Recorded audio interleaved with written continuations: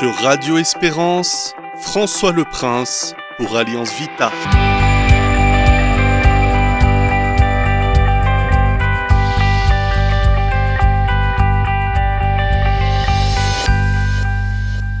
Chers auditeurs de Radio Espérance, bonjour. En ce début d'année 2026, où tant d'enjeux autour de la vie seront abordés, voire bousculés, prenons un moment pour rappeler les convictions d'Alliance Vita.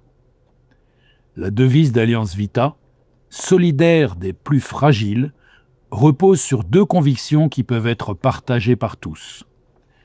La première, c'est que les êtres humains sont interdépendants. Sans contredire notre besoin de liberté, ni notre aspiration à l'autonomie, cette interdépendance justifie la fondation et le développement des sociétés humaines. Vivre ensemble, à proximité les uns des autres, en relation, c'est une question de survie. Plus les sociétés sont sophistiquées, plus les êtres humains se spécialisent et plus nous avons besoin les uns des autres. Cela est vrai pour les systèmes de santé, de protection sociale et d'échanges marchands. Ces systèmes ne sont sains que s'ils sont fondés sur des relations de confiance.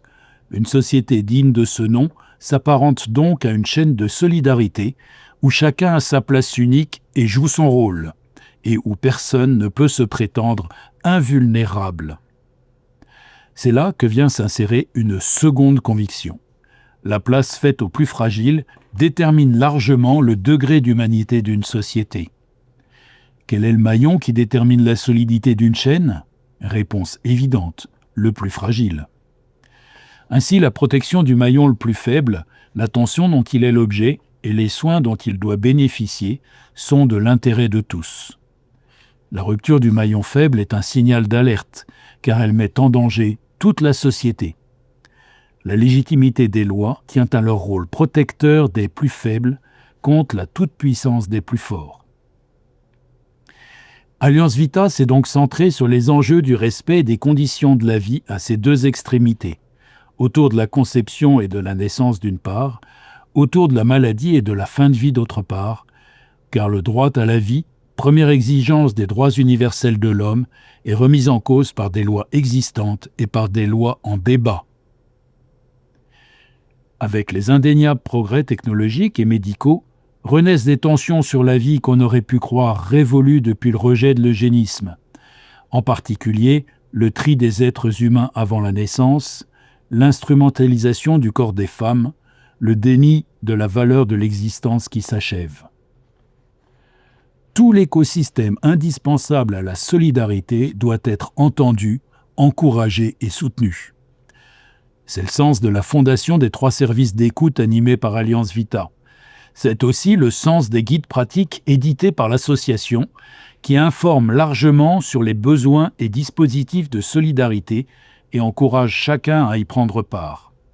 Cette expérience de terrain, associée au dialogue constant avec les décideurs, renforce la légitimité d'Alliance Vita pour prendre la parole et réaffirmer l'urgence et l'importance de se faire solidaire des plus fragiles. L'enjeu est culturel, social, économique et politique. Ce début d'année est marqué par le débat sur la fin de vie qui se poursuit au Sénat.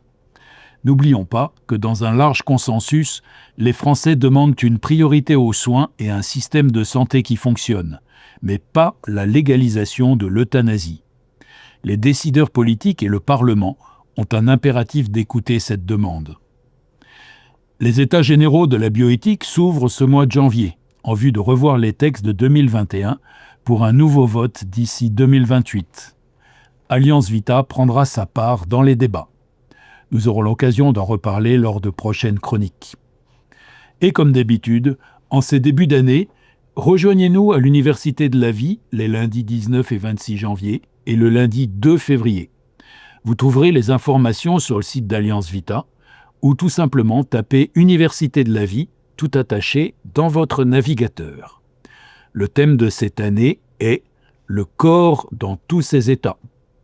Lors de la première soirée, nous partirons à la découverte du développement prénatal, des rythmes de la fertilité, du rôle fondateur du gamète, et nous écouterons un témoignage sur la grossesse et le langage du corps. Puis la deuxième soirée nous donnera l'occasion de réfléchir sur la mort et le sens de la vie avec un regard renouvelé sur le grand âge, d'aborder les enjeux éthiques autour de l'euthanasie et d'écouter un témoignage sur l'accompagnement de la souffrance.